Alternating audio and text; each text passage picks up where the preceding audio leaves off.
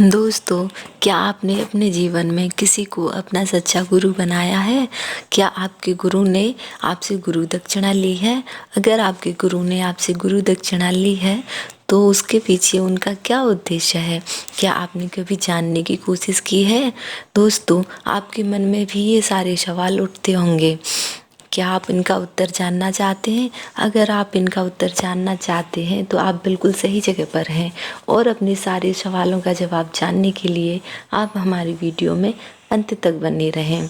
नमस्कार दोस्तों, आपका हमारे चैनल में स्वागत है। अगर आप हमारी वीडियो पर नए हैं तो आप हमारी वीडियो को लाइक करें, चैनल को सब्सक्राइब करें और घंटी को दबाकर ऑल सेलेक्ट कर लें, जिससे हमारी आने वाली वीडियो का नोटिफिकेशन सबसे पहले आपको मिलता रहे। धन्यवाद। एक बार एक शिष्य ने विनम्रतापूर्वक गुरुजी से पूछा, गुरुजी, कुछ लोग कहते हैं कि जीवन एक संघर्ष है, कुछ अन्य कहते हैं कि जीवन एक खेल है और कुछ जीवन को एक उत्सव की संज्ञा देते हैं। इनमें कौन सही है?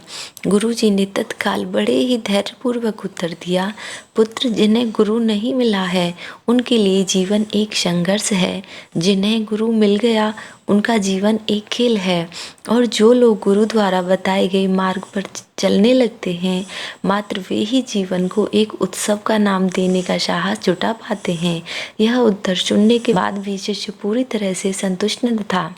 गुरुजी को इसका आभास हो गया। वे कहने लगे, लो, तुम्हें इसी संदर्भ में एक कहानी सुनाता हूँ। ध्यान से सुनोगे तो स्वयं ही अपने प्रश्न का उत्तर पा सकोगे। एक बार की बात है, किसी गुरुकुल में तीनों शिष्यों ने अपना अध्ययन संपूर्ण कर अपने गुरुजी से यह बताने के लिए विनती की कि उन्हें गुरु दक्षिणा में उनसे क्या चाहिए। गुरुजी पहले तो मंद मंद मुस्कुराए और फिर बड़े स्नेहपूर्वक कहने लगे, मुझे तुमसे गुरु दक्षिणा में एक थैला भर के सूखी पत्तियाँ चाहिए, ला सकोगे? वे तीनों मन ही मन बहुत प्रसन्न हुए, क्योंकि उन्हें लगा कि वे बड़ी आसानी से गुरु जी की इच्छा पूरी कर सकेंगे। सूखी पत्तियां तो जंगल में सर्वत्र बिखरी ही रहती हैं। वे उत्साहपूर्वक एक ही स्वर में बोले, जी गुरुजी, जैसी आपकी आज्ञा। अब वे तीनों शिष्य चलते चलते एक समीपस्थ जंगल में पहुंच चुके थे, लेकिन यह देख कर के वहां पर तो सूखी पत्तियां केवल एक मुट्ठी भर ही थीं। उनके आश्चर्य का ठिकाना न रहा।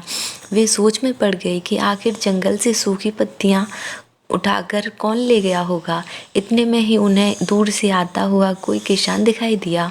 वे उसके पास पहुंचकर उससे विनम्रतापूर्वक याचना करने लगे कि वह उन्हें एक थैला भर सूखी पत्तियां दे दे। अब उस किसान ने उनसे क्षमा याचना करते हुए उन्हें यह बताया कि वह उनकी मदद नहीं कर सकता, क्योंकि उसने सूखी पत्तियों का ईंधन के रूप में पहले ही उपयोग कर लिया है। अब वे तीनों पास में ही बसे एक गांव की ओर इस आशा से बढ़ने लगे थे कि हो सकता है वहां उस गांव में उनकी कोई सहायता कर सके।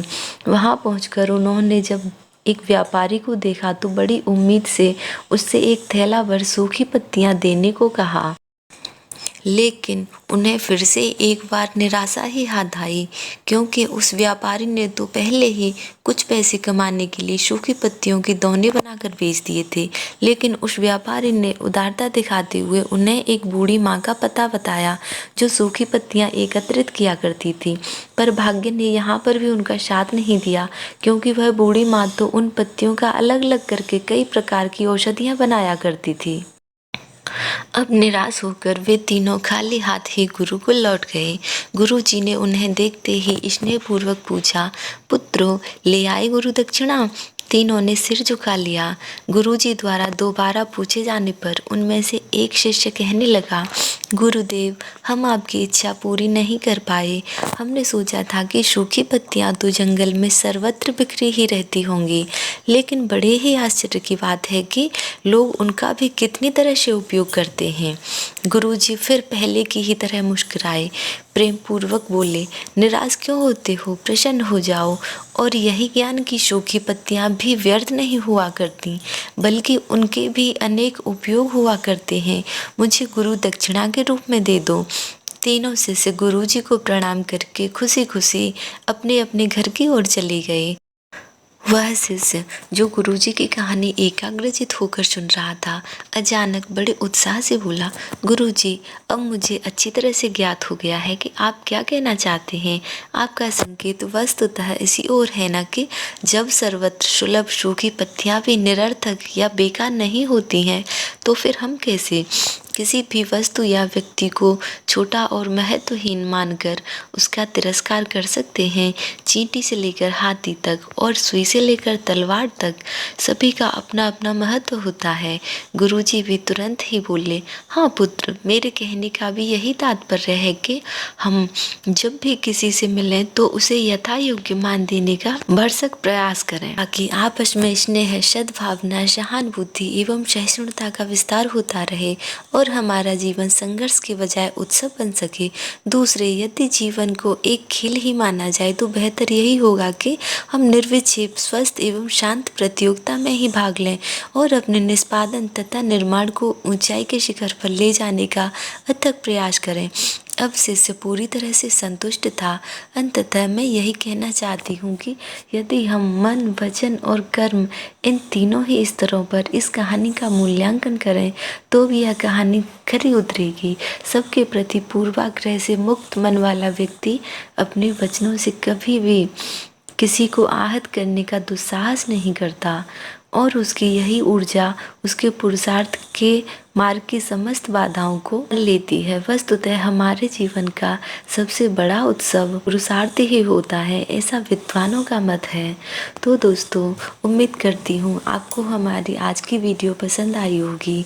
अगर आपको वीडियो पसंद आई हो तो हमारे चैनल को सब्सक्राइब करें, ताकि हम आपके लिए भविष्य में ऐसी ही प्रेरणादायक वीडियो लाते रहें।